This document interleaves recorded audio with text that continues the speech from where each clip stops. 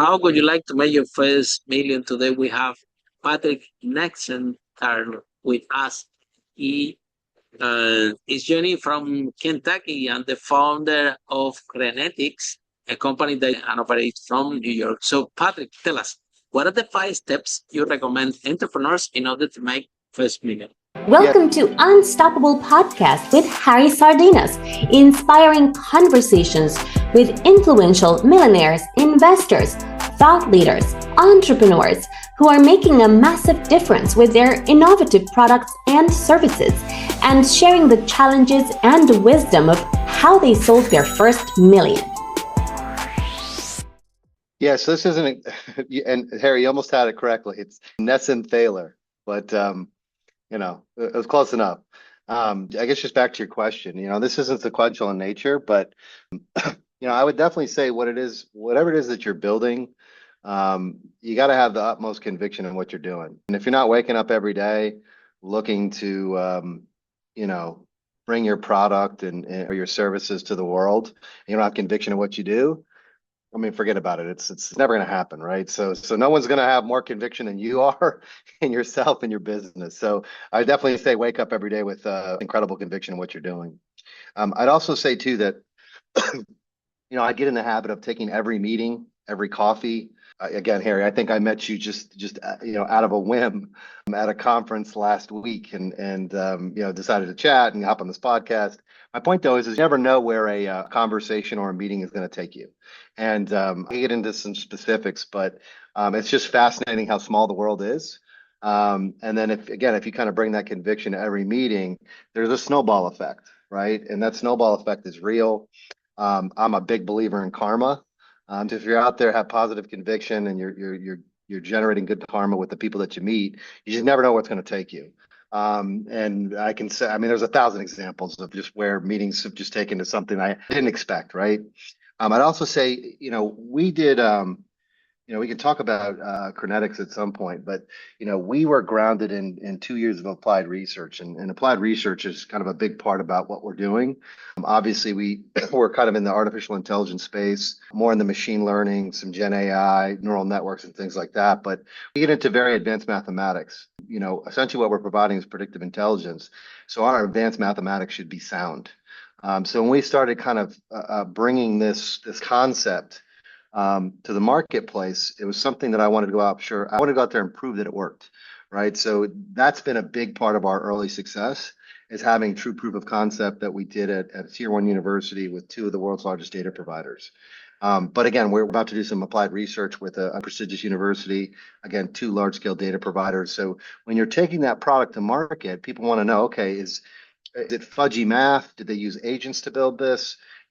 Is it mathematically sound, right? So that was a big part about, again, part of our early success was just really having true proof of concept that really resonates with not only customers, but investors as well. I'd also say too, I think I'm on 4, you can't do it yourself, right? I mean, as good as you think you are, you're always going to need other people. You're just going to need experts. You're going to need subject matter experts around you. And you got to have folks that have the same tenacity and the same conviction that you are. So my point though is you need to build a strong team. We're at a point now where we've kind of closed out our seed round, and we have investors that want to kind of give us, I won't talk about numbers, but give us the full seed money, and they also want to invest up to about $20 million with us, right? So it's exciting to have investors that want to do that. But my point though is that the number one thing that they are bought into, yes, proof of concept, but the team. We have a really, really good team. We have a couple guys that are ex-Oracle. We have some folks that have been with me since we started the research. So there's a lot of continuity among the team. We have some folks that work for publicly funded space agencies. So we got a really, really team, and really where the investment's going is these investors have a lot of conviction in the team. So you can't do it yourself. You're going to have hands, and you're going to have people that you trust, right? So building that team is very, very important. I'd also say too that building a culture is extremely important too. And as the CEO of the company, I think about culture a lot. We want to do business with good human beings. We want to bring on folks that are good human beings.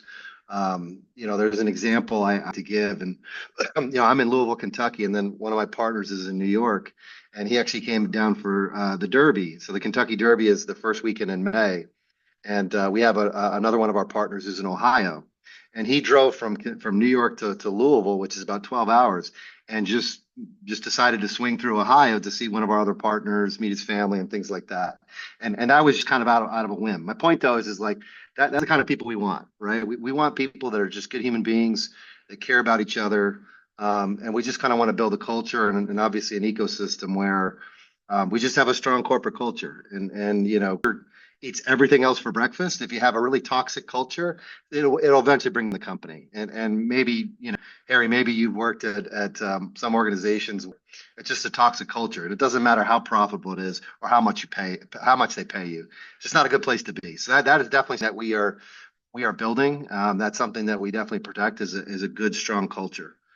So those are the 5 things that I would say. And again, it's then you really start kind of building a gravity around your business, and that gravity brings in great customers. It brings in strong investors. It just gives you the framework to build a really strong company. So let's not just end at $1 million. Let's go for $1 billion, right? So I think those are the 5 principles that I would give to other entrepreneurs. Okay, so the out of the 500 millionaires that we interview in this podcast, 1 out of 5 are property millionaires, 1 out of 5 are tech millionaires. So what you tell us, Patrick, what is the good, the bad, and the ugly of being a tech entrepreneur? Because we have in this podcast, like I said, 1 out of 5 are tech entrepreneurs. The company that are doing fantastic. People might think that it's easy. So tell us what is the good, the bad, and the ugly of being a tech entrepreneur. And after we're going to talk about culture, I think that you're in the right track there. But for our audience. Well, first of all, it is really hard. And that just back to the conviction where you're going to take a lot of losses, and you're going to there's going to be a lot of people out there that says, no way. Or, we haven't say it's a dumb idea, but what we're doing is into the industry. So it's very, very difficult. But a lot of years to do research, right? Of course. Yeah. We started fall of 2021, but it just even came back from our story and just thinking about, being an entrepreneur, it's hard. And you really have to wake up every day with just a lot of conviction. And when you take those losses, you just got to kind of let them run off your shoulder. You know what I mean? And some losses that are, not huge losses, nothing that's been financially disruptive, but we have taken on the chin a few times, and it's just part of it. Can you just let the negativity kind of roll off your shoulder? So I think that I would call that definitely the ugly. Say the opposite of that is the good. You're going to have more minority conversations where it's just extreme success and people like, we can't wait to invest in you. We can't wait to be a part of your. So there's definitely, when you get those wins, and they definitely ignite you again, right? So it's those wins that you have with investors, with things like that. The good, the bad, the ugly. So I gave you the ugly. The bad, we have a really good team, but we got a lot of type A personalities.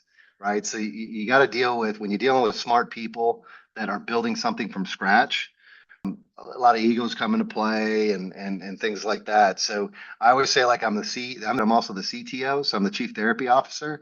So we're at 7, and I get 6 opinions and 6, so that there's a little bit of stress that I have to deal with.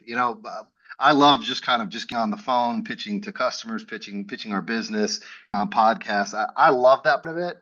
I do not like I do like, but the people management is difficult. I'd say our next hire is somebody that we want to bring on that'd be chief staff, just so I don't have to deal with that, So there's a little bit of that bad part is just kind of, you're going into the unknown, you're building a brand new product that is so stressful, and then you have a lot of people that are around you, hopefully. So dealing with egos is a challenge, right? So good, bad, and ugly. I think I answered them all. So when we the tech entrepreneurs, I asked them, if you need to start all over again, what would you do different? The answer most of the time is culture. They always telling me, Harry, if I knew that this is gonna take me 100 times harder than what I thought, I would be more focused in culture at the beginning, and I would pay more attention to culture as we grow. And Yep. I think, Patrick, this is something amazing that you're doing, right? Giving the attention to culture that needs, because like at the moment, those investors, they're looking at the team, right? What can you, what as a group, right? And if there is a toxic culture, this would be a big problem. I never wanted toxic culture. My own company at the beginning, I didn't know what I was doing. You have so much ego. I mean, let's face Yeah. about this. Yeah, we all have ego, otherwise we won't be entrepreneurs. Okay, so how we manage that ego, right? And then Yeah. at the beginning of my business, I'm going to business. I'm the big deal here. Everybody needs to do what I say, and I'm creating the toxic culture in my organization. After I shifted, okay, I create a culture that generally leads into organization to the point that they send me home. Tell me, you don't need to come here anymore. We can grow this company without you, which is something amazing that happened to me, right? Just by shifting the culture within that company. Right. Now in the tech space, this wasn't a problem. My property business in London. In the tech space, culture is everything, especially at this early age. And there is something that people don't pay attention. The tech founder, they are worried about the technology. They want to create this product that will change the world without knowing that how you relate with that group of people that together with you, what's gonna happen. And I think it's wonderful that you said, well, there are big egos, and I managed to be the therapy office, right? So that's embedded in your culture, right? Okay, we have to. You're working with genius, and your job is all those megos working to work together, Right. and it's that's the company that those geniuses can actually work together, where 100%. all of them have different opinions, and eventually you don't know, but you can move forward and keep it together. It's a lot of work, consume a lot of It's a time, lot. but the payoff is huge, because this investor that that's the one they're offering you so much money to invest in the company. So tell us about the company then. Well, just a culture too, and to get off that word, but it's nice to have customers but as you to scale, you have to have the ability to execute, right? And execution is a lot about trust. It's a lot about when you're not, or is the person next to you, your partners, are they executing? And then when I come to pitch, you've relied on work and what they've done to get prepared for this, and if you can't execute on a pitch call, so I think a lot of it just kind of definitely trust was a big part of it. Do you trust your colleagues to go out there and execute? And once you get into the point of getting big money and big customers and things like that, it's if you have a strong foundation, fantastic. So CREnetics. So we were about 2 years of applied research, and I'll keep some of the names out of it, but we kind of went in with this idea and the concept, which is really a reflection of my experience in the marketplace. And I started off kind of in the space market, right? I'll define that here in a second. But the space market's where owners, tenants, and customers go to go to conduct transaction activities. And that usually happens in some sort of built environment. So if Harry wants to go grocery shopping, get his hair cut, he's usually doing in some form of tangible property, right? My point though is a lot of activity happens inside the space market before it gets monetized and built inside, tangible property, right? So the linear path of where value creation happens in commercial real estate really happens in the space market. And, as I mentioned, so I started off doing valuations, market studies, feasibility studies, really understanding market analysis and really just kind of movement inside the space market. And then I, went to graduate school ultimately in New York City. And then I spent most of the time inside the transaction market, right? And when you think about these, those two relationships, they definitely interconnected, but as I saw in reality, they're very bifurcated. And so that was about when I was, 18, 19 years in the business. And then I read this article that was written by McKinsey.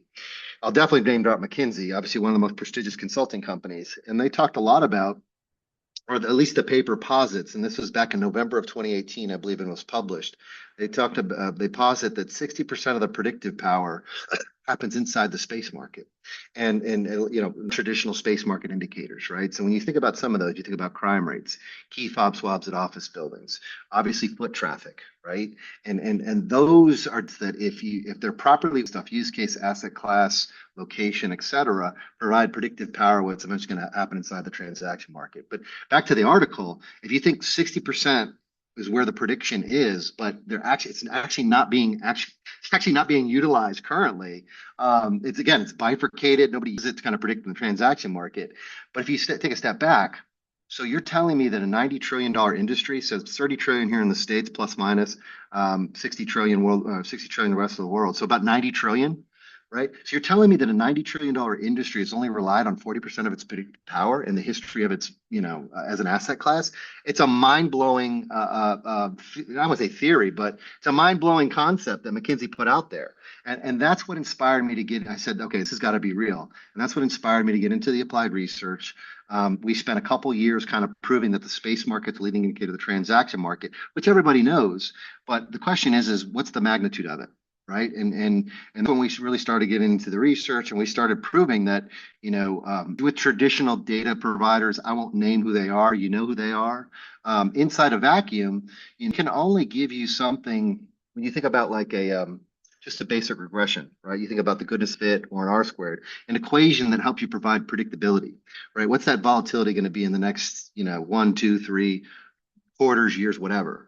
But inside a vacuum, that data only provides predictive power if it's 20% or less, right? So really what we did during the applied research is by kind of infusing, transactional data points with space market data points, it increased predictability from, 20% or less to 90% plus, which is a fascinating concept because if you start applying, a 5-time improvement in forecasting across rents, vacancies, construction costs, acquisition, disposition type strategies, really kind of any use case across the ecosystem. If you can be 5 times better, I mean, just think about that, right? Across a $90 trillion industry. So that's really what we proved inside the research. And then we said, okay, how do we take this idea and this concept into it that we can scale?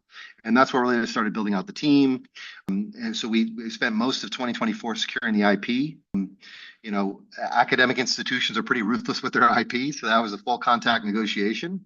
And then 2025 was real, full scale product development, and then taking the team from 3 research individuals to now a team of 7. We have some really good candidates that we've been talking to that are in the queue to help build up the sales team, the engineering team. Our story and our visions kind of taken us across the globe. Like I said, we have a bidder that we'll probably close with to take down the full seat, which is really exciting. But we also have some other strategic partners that are in the queue. So you mentioned in Louisville, I'm actually in Chicago. We're actually meeting with a gentleman. Again, I won't name names, but they control over $1 trillion in assets under management. So we've already met the head of partnerships over a Teams call. He loves the product and the concept so much that again we're onboarding beta customers. I mean, we have a very robust pipeline, right? So we're excited about all the traction. And again, when you're building a startup, those early years, again, I talked about team, proof of concept, getting those beta customers involved, getting the right investors involved. It takes years to kind of get to that point. But we are definitely the analogy I like to say is, we're at a point now where we feel like we're either a rocket ship or a speedboat or something like that that's just been tied to the dock. We're really about them. So again, when you think about just kind of providing a 5-time improvement in all those different variables, like I said, the use cases that we are attacking right now, most of it is capital markets. If you control $1 billion plus of commercial real estate, how can we make your acquisition and disposition strategy better? How can we make your portfolio management better? And this whole thing about extend and pretend, now it's getting to a point. Now you see the 10-year treasury. I think the 10-year treasury is above 4.5. We've run some math that break even to retire some of this debt was below 4%. So my point though is, the Fed's not going to come in and save everybody. Cap rate compression isn't coming back. So my point though is we're going to a lot of these folks that have to manage real estate that will probably turn into some form of distress. So, and then we also think about, we are putting it together for a group that's in the franchising space. And the franchising space is very intriguing. I mean, I do a lot of, I'm a professor on Tuesdays and Thursdays, and I do a lot of teaching to do site selection. And site selection in that franchising ecosystem is a heck of a lot better. So we're about to do a JV and kind of build out a site selection tool off of our engine, if you will. And then, like I said, portfolio acquisition disposition. I mentioned the applied research that we're doing at, I'll name the institution, I won't name the data partners, but Johns Hopkins. That's focused on climate change. And it's, climate change, areas of extreme weather are eventually having an impact on our business in the form of insurance. So we do feel that the commercial real estate is underinsured. We do want to do some applied research. We aren't actuaries, right? So going back to our principles of really establishing strong mathematics for our tools. And this is into sustainability use cases. It's spawned into carbon credits, right? That whole ecosystem is opening up new use cases and new opportunities for us. So we're getting to a point now where there's just way too much opportunity coming to us. And now it's just, okay, we now got to focus and, okay, how are we going to execute? We can't do all of this at once, but a lot of opportunity. So we're just excited about all that.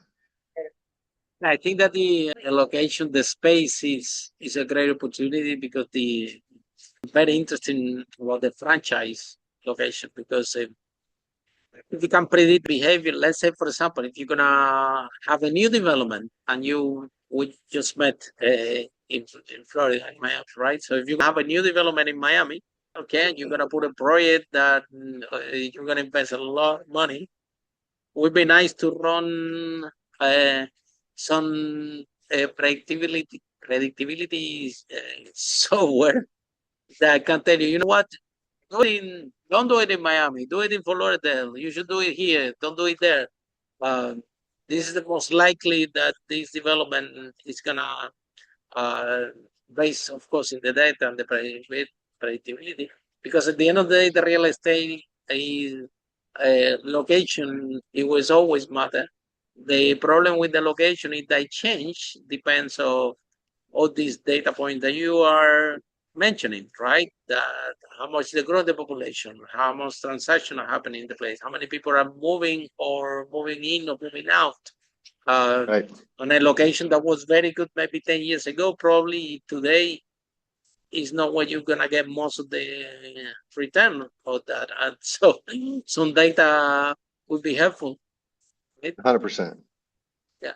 So then the other uses are spectacular about what you share about carbon fit and so on, because again, everything goes correlated. And we can the weather, we can see certain behaviors. We give you probability whether we're gonna have, but yet it's better to take decisions with some data in front of you. If you are moving, investing large amount of money, or if you have a lot of money on the asset, right?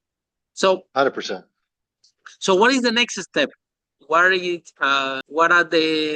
the three verticals that you guys have to focus on, and what's the future?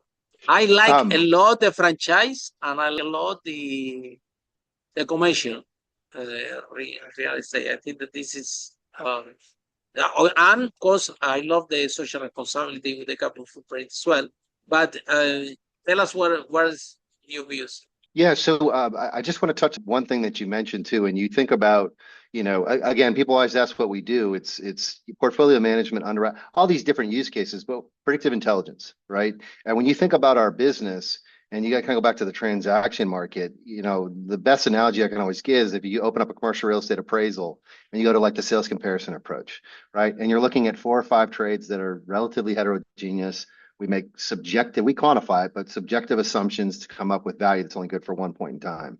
So we're very prehistoric the way we come up with valuation, but we're also prehistoric with the way that we make decisions, right?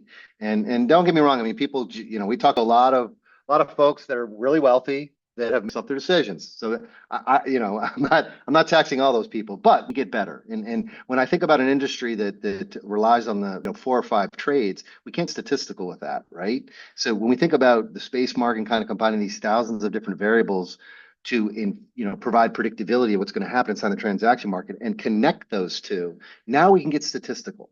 Right. And math never lies. Right. And there's a reason why most published papers are grounded in mathematics, because you can't refute it, right? So that's kind of where we want to take the industry, is one that's subjective with limited data to one that's more objective, founded in statistics. And that's huge, because that is a big disruptor, and we can do it. And anyway, but just going back, kind of that logic and providing that predictive intelligence, definitely franchising. When we were actually going through and kind of conducting a TAM analysis, so total addressable market, we definitely found out franchising was $1 billion TAM plus, and that's fascinating. I won't name names, but some of the groups that we've talked to, a big one, they mentioned that they open up a franchise every 2 hours somewhere in the world, right? So they're constantly going out there and kind of expanding their global footprint. Wow. Yeah, it was fascinating. I mean, we got the first question is like, can you guys go international? And so he gave me that quote. It was like, so yeah, franchising makes a lot of sense for us, but really the tool that we're curating is really kind of a site selection, highest and best use type application. And that applies to developers, that applies for other different individuals inside the ecosystem. So it's not just a tool specific for franchising. It is an application that we can branch out to other use cases inside the ecosystem, but definitely franchising. So I'll agree with you on that. Again, the research we're doing at Johns Hopkins, we know that we don't want to be on the insurance space, if you will, inside the insurance ecosystem. I mean, that is a multi-billion-dollar application, and that use case we can sell it to the private sector, to the public sector. We could sell it to municipalities. You think about areas in Texas, hail damage. You think about Charlotte and not Charlotte, but the Carolinas. And places that say, when we're building out our budget, how do we make sure that we are well capitalized for damage and extreme weather? And so we can sell to municipalities. And that's also spawned into, okay, well, how can we when you talk about CO2 output and the built environment impacting, the carbon exhaust, or not carbon exhaust, but the carbon footprint, right, worldwide. I mean, it's immense. So how can we make more sustainable buildings? And a lot of that sustainability is good for the biosphere, but it's also good for the bottom line. Right. So the climate, that research has kind of spawned into sustainability, right? As the potential partner we're talking to today, they're definitely in the sustainable ecosystem, but also carbon credits. We've talked to their office in Amsterdam, and Europe is a lot more ESG. And we've tried it here in the States, but we're too greedy, right? But so we're starting to see carbon. So I would say franchising, and then I would say kind of climate change, sustainability, carbon credit. I feel like that's all kind of in that one vertical, because as we have those conversations, back to the 5 points, those conversations have all kind of just spun off each other. And we think about what kind of application we do with that. All those different relationships kind of tie in together. So that is definitely a play that we're focused on. And then a lot of the beta customers that we have onboarding or currently onboarding, that extend and pretend thing is real. There's going to be a lot of distress. That distress has been just bottlenecking for way too long. And the New York Fed had mentioned this. I think it was a couple of years ago. They wrote a white paper that talked about how extend and pretend is becoming a prudential risk. Right. So we definitely see that as our tool is a portfolio management tool, an acquisition disposition type tool. So it's already built for that. So let's just say that vertical is, institutions that have, a large portfolio that they have to manage. So maybe call that a portfolio management tool. But we also see some huge opportunities. And again, I'm not going to name names, but we have, some partners that will give us the ability to deliver a true, secure AI ecosystem with, folks can upload their proprietary data, use our engine to kind of train, their neural network. And we have a Gen AI interface. So that LLM will curate the portfolio. And that would make us very, very unique, because AI infrastructure is very, very expensive. And I'm not talking about a subscription to OpenAI or to Claude. I'm talking about really controlling the full stack. When you have to do the interactions. Yeah. Yeah, so the group that we're talking to, of course, is the UAE, and we've been talking to them for quite some time.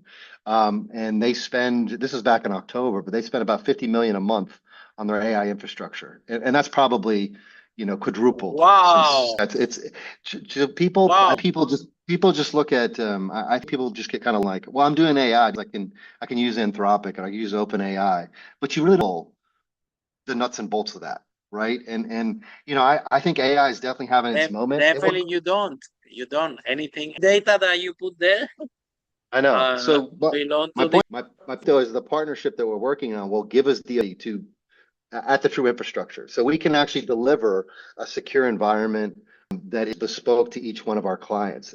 That would be an incredible, knock on wood, we get that done. I don't see why we wouldn't get it done, but that would give us a huge opportunity to not only deliver that here in the States, but they're also doing that. And so we'd love to kind of deliver our same type of business model in markets in Indonesia and obviously we're talking to folks in the UK and in France. So there's huge opportunities out there internationally. And the ability to kind of deliver a true a secure ecosystem because again, AI is having its moment, it's having its day for sure, but I'm waiting for the massive data leak, right? I'm waiting for a massive fraud, and then I think everybody's going to kind of really tighten their belt over security, and we are talking to regulated institutions, the banks, if you will. We are being strategic with that approach. We are looking to bring on somebody as an advisor who to be a chairman on the FDIC. Anything that, if you're a regulated institution, any kind of new system, any kind of tool has to be signed off on the FDIC. So my point though is we will have the ability to kind of really penetrate that because we control the security, we control the true infrastructure. So that's that down. I mean, that'd be a huge splash for us. Yeah. How do we do all that? So again, Harry, it's back to like, we have good problems, and we just got to be smart in how we execute. Patrick, if someone is in love with this conversation, how people can find you, how this process work? Well, I think LinkedIn's the eighth wonder of the world. So I put I don't know if anybody can see our chat, but I can share my LinkedIn handle. Or if you want to share it whenever if we post it on LinkedIn, I don't know what the distribution is going to look like, but I always say LinkedIn. I think LinkedIn is the best way to kind of market. So just put my LinkedIn out there. Yeah, and they will find you how? Can you, what is it, your name? Yeah, it's just if you go to LinkedIn, Patrick Nessenthaler. There's not a lot of Patrick up there, so you should be able to find me. And definitely very if they find few, no one doing this predictability at large scale. This is really, really rare. So Patrick, thank you so much for the broadcast. I think you're brilliant. I think you're up to something huge. And I wish you great success with your startup that is like you described it. It's a boat that is about to be run and scale up really fast. So thank you so much. Thank you. For all of you following the broadcast, our next episode of Unstoppable, how brave entrepreneur like Patrick Nessenthaler will achieve the first million. Bye for now. Okay. Follow us for more interviews with world's most influential, audacious entrepreneurs that overcame challenges and adversity, providing you with the blueprint of how they sold their first million so you can grow your business exponentially.